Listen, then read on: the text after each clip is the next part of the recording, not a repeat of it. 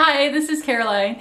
I'm a coach for highly sensitive people and empaths, and I run a website called The Happy Sensitive. And today I want to talk about 5 dangers of being an overgiver. Now, to be clear, everyone else is going to like it just fine if you're an overgiver, but there are actually 5 big ways this can really affect you and also the people around you. So let's dive in. Okay, number 1, if you're an overgiver, people are going to take your fish without learning how to fish themselves.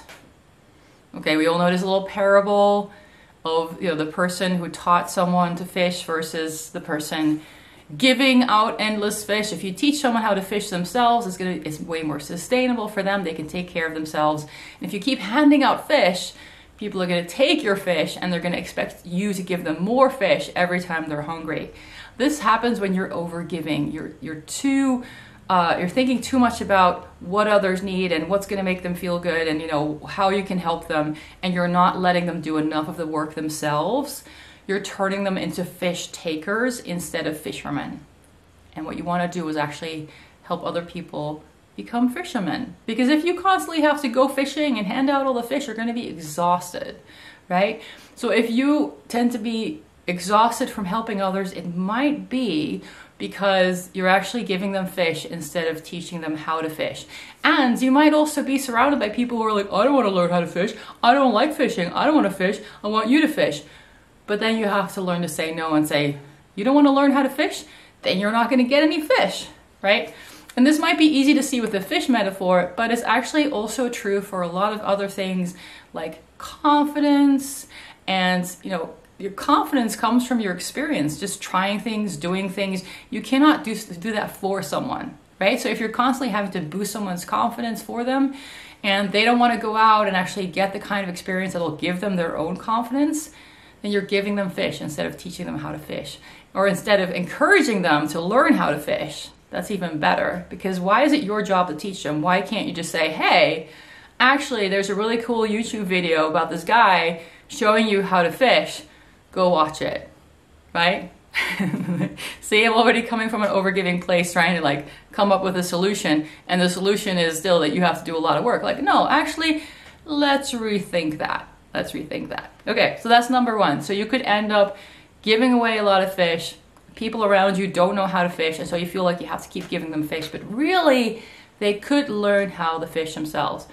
The way to check for this is if you're giving people stuff, ask yourself, could they create this for themselves? If they tried harder, if they focused more, if whatever it takes, but is it possible for them to create this for themselves? And if so, wouldn't it be better if they learned how to fish instead of me giving them fish all the time? Okay, number 2.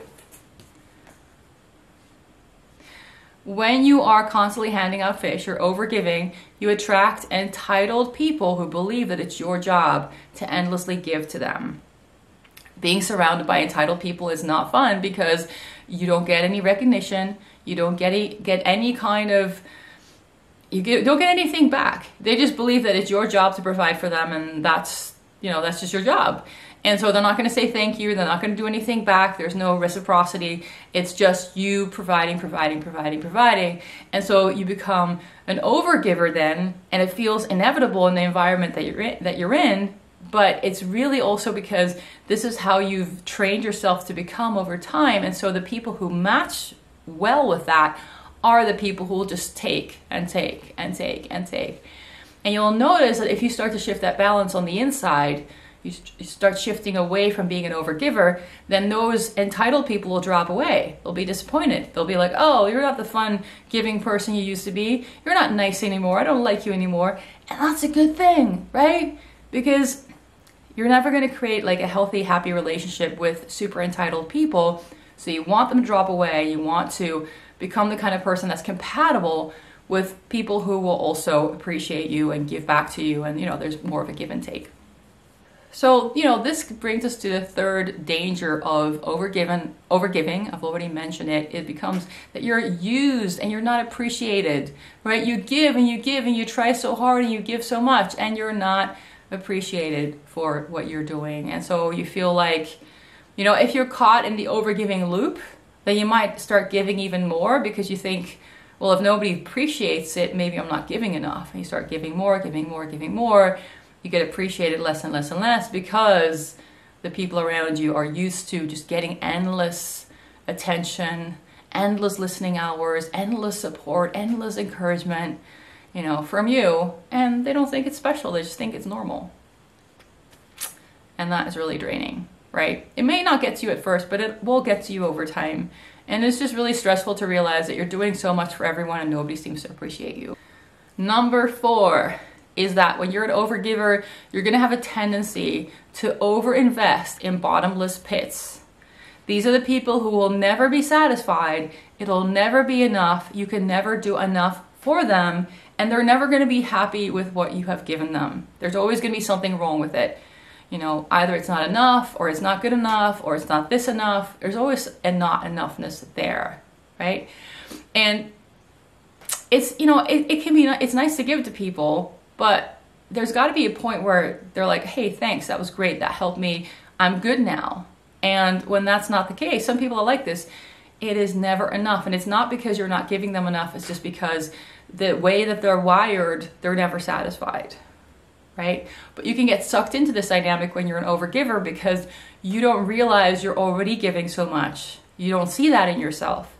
And so you think, oh, I must not be giving them the right thing or enough. You try harder to find the thing that'll satisfy this person and you can never find it. And then you find yourself investing so much time and energy into this dynamic, into this person, into this situation, into helping them, and it's not going anywhere. The last danger. And the most important one is that when you're an overgiver, you don't get your own needs met. And you cannot, as they say, give from an empty cup. But you become an empty cup because you're always giving out, giving out, giving out, giving out, giving out, and you're not getting your own needs met, right? Because that balance has gotten lost. Now, a lot of overgivers, it's something that got wired into you when you were a kid. It's just a way that you learn to find your place in the family. And chances are you grew up with a lot of narcissistic people who are very entitled and whose only interest was in kind of using you as a provider. But that's something you don't really realize as a kid. As a kid, you just see, if I just help them and support them, then they're nice to me and we get along. So I'll be the helper, giver person, you know. And then that becomes your thing for the rest of your life. And people start to see you in that way, but also use you in that way. And so if you're watching this video, you're probably realizing that it's not as great as some people make it out to be, and that there's actually some real big negative sides to being an overgiver, and that even though you thought you were just a giver and you were just a nice person, you realize now that maybe you're an overgiver and it's gone too far, right? Now, if you realize you're an overgiver, don't feel bad about it. Just realize it came from somewhere. You had a good reason to become this way. But now you're seeing it's really just kind of it's hurting you and it's kind of maybe wrecking your life and it's not helping. And so it's good to become aware of all the ways that it's painful and it's hurting you, because that is the energy that you need to decide, I'm going to make some changes. If you'd like to chat about this, you're welcome to set up a clarity call. Usually this kind of dynamic is something that I can help with in my No to Narcissist program, which is really about rebalancing that codependent side, you know, that part of you that doesn't quite realize how much she's doing and how much she's taking on in terms of responsibility and how hard she's working, because she's been conditioned by narcissists in the past. And, you know, narcissists are very good at making other people work hard for them, you know, poor them or wonderful them, whichever kind of narcissist you're dealing with. And they're very good at making you feel like that's just normal, right? And so it takes a while to kind of wake up out of that haze of maybe it's not normal that I'm always working so hard for everyone else. Maybe this is not how it's supposed to be. And it's not, you know. And it doesn't mean that you have to become an uncaring, mean, self-absorbed person at all. It just means you've got to become more discerning with your giving and start thinking in terms of where are you contributing to people learning how to fish and where are you just expected to hand out fish. And wherever you're expected to hand out fish, start pulling back, start doing less of that. And wherever you can contribute to someone learning how to fish, so that doesn't mean you have to teach them, but you're just somehow contributing to that happening, that's where it's actually helpful to give, because that's where you're, you know, contributing to a system ultimately that is going to make things a lot better for a lot of people. If you're just handing out fish one-on-one, you're just exhausting yourself and nothing's changing in the long run. But if people are learning how to fish, they can provide for their own families, their own communities.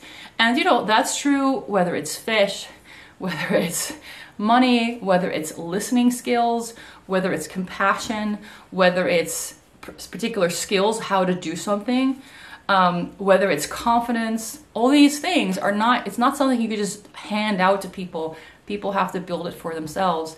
And if you can contribute even in the smallest way, even just by pointing out like, hey, that might be good to talk through with a therapist, for example, instead of endlessly, you know, being the person that tries to boost this other person's ego and makes them feel better. Say, you know, maybe this is good for a therapy talk with someone. That might put them on the road to learning how to fish themselves, instead of endlessly coming to you for feeling better and more support. And oh, I just feel better when I talk to you, and you're like, well, I've been listening to you for 2 hours, so yeah, you better. You know, but like, you start to see that the support you're giving, it doesn't help long term. Like, you throw a fish at someone and the next day they're hungry again. That's a cycle that's not helpful, but that's something that you've been taught to do when you're an overgiver. Keep handing out fish, keep giving fish. A fish for more fish, because more people need fish. And it's just not a healthy, sustainable system to be a part of.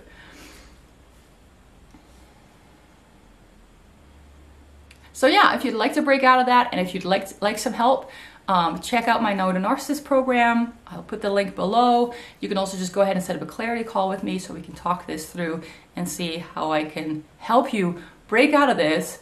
And I'm not going to hand you fish. I'm going to teach you how to fish. So I teach all my clients how to identify and let go of these kinds of patterns and, you know, anything that's keeping them stuck. Like, what is actually keeping you stuck, and how do you move through it? Not just this time, but how can you do it the next time and the next time and the next time as well, so that when I'm not there, you can do it on your own, right? This is part of my business philosophy. I'm trying to teach you how to fish. Ultimately, I would probably make more money if I was just selling fish, you know, one by one. But I just think in terms of making the world a better place, it's not a very smart system. So I try to teach my clients how to fish. It doesn't always work, right? Like, I'm not a perfect fish instructor, but mostly my clients learn how to do things themselves. And then you're independent, and then that means that you can adjust any overgiving that you encounter, because it's not something you just get rid of in a day, right? Like, you make some adjustments, and you're like, oh, now it's better. And then maybe a year from now you realize, in that area over there, in my work or in my family, I'm still overgiving, right? But if you know how to heal those patterns yourself, it's not a problem. You come up against these things once in a while, you do the inner work, you're out of it, you're good to go. All right. So I hope this was helpful. If you're interested in No to Narcissist, there's a link below. Thanks so much for listening. Bye-bye.